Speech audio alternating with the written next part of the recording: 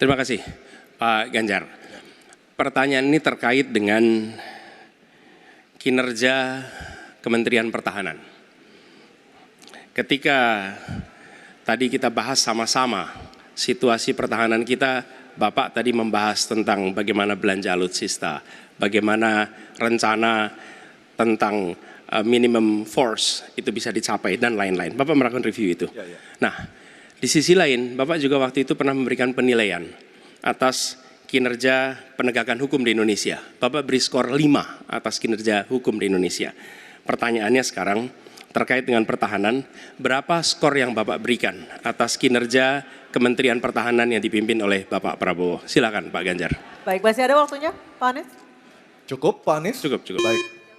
Baik, langsung saja kami persilakan Pak Ganjar untuk menjawab pertanyaan dari Pak Anies. Waktu Bapak 2 menit dimulai ketika berbicara, silakan.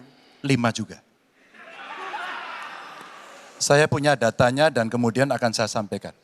Maka di meja saya sudah saya siapkan data satu persatu. Namun demikian Mas Anies, tentu saja ada yang ingin saya sampaikan dari apa yang tadi sudah saya utarakan. Ketika kemudian kita ingin membangun sistem pertahanan kita, maka dalam perencanaan kita tidak boleh gonta-ganti.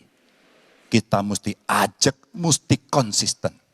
Kedua, kita mesti mendengarkan betul-betul dari seluruh matra. Maka seluruh proses perencanaannya harus bottom up.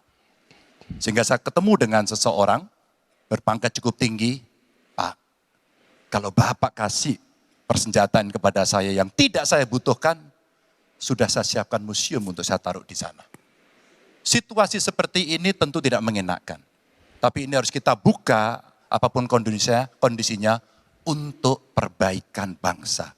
Kritik, otokritik itu menyehatkan. Tidak ada kok rasa dengki di hati saya. Yang ada adalah bagaimana rasa cinta tanah air ini mesti kita wujudkan. Agar kemudian kita betul-betul bisa menjadi negara kuat di banyak area dan kita berbicara di dunia internasional disegani. Bung Karno telah menyampaikan itu. Daulat politik itu wajib. Berdikari dalam bidang ekonomi mesti dituju. Dan kita punya kepribadian dalam kebudayaan. Sekarang daulat ekonomi pertahanan kita mesti kita tunjukkan. Maka ketika banyak perusahaan-perusahaan waktu itu yang sangat strategis dibikin, itu mimpi sejak dari lama pendiri bangsa agar kita menjadi negara kuat. Dan itulah yang sebenarnya kita-kita yang harus meneruskan itu. Begitu Mas Anies. Ya, makasih Pak Ganjar. Cukup Pak Ganjar, baik Pak Anies. Silakan menanggapi jawaban dari Pak Ganjar, waktu 1 menit Pak Anies, silakan. Jadi TNI, tentara kita, polisi kita, semua bekerja luar biasa di lapangan. Kita harus berikan rasa hormat dan terima kasih. Karena mereka mengerjakan hal-hal yang sulit, hal-hal yang berat. Tapi sisi kebijakan menurut saya lebih parah. Kenapa? Di era Pak SBY kenaikan gaji terjadi 9 kali. Selama era ini hanya bernaik gaji 3 kali dan akan naik nanti tahun depan. Karena menjelang pemilu mungkin naik gajinya. Tapi di sisi lain kesejahteraannya tidak dipikirkan dengan serius. Tukin hanya 80%. Lihat Kementerian Keuangan, lihat Kementerian PUPR. Menteri-menterinya mengusahakan peningkatan tukin di mereka. Lalu kita lihat tadi alutsista yang bekas, yang itu resikonya adalah keselamatan dari TNI kita. Mereka bekerja keras menjaga setiap jengkal tanah Republik ini. Tetapi mereka tidak didukung dengan policy. Karena itu menurut saya skornya justru di bawah 5 Mas Ganjar. Kalau 5 itu ketinggian Pak Ganjar. Terima kasih Pak Ganjar. Baik, waktu habis Pak Anies. Pak Ganjar silakan jawab pertanyaan dari Pak Anies. Waktu Bapak 1 menit.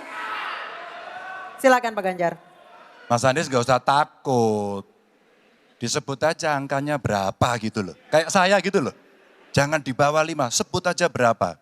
11 Mas, dari 100. Oke.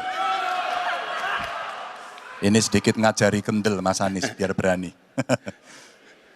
Apa yang kemudian saya lakukan dari jawaban saya untuk membela para TNI kita? Saya bersama mereka. Saya mendengarkan, saya berkeliling Indonesia, saya mampir bertemu di rumah-rumah mereka, di asrama-asrama mereka. Maka kami tidak mau kalau kemudian mereka, mohon maaf, bertempur dan mati sia-sia. Saya tidak rela. Maka itulah yang saya bela. Maka perencanaan bottom up itu betul betul-betul sebuah perencanaan yang mereka inginkan, mereka harapkan, dan mereka bisa menggunakan dengan sangat efektif. Termasuk pada soal kesejahteraan tadi yang disampaikan. Dan saya sepakat pada soal itu. Baik, terima kasih Pak Ganjar.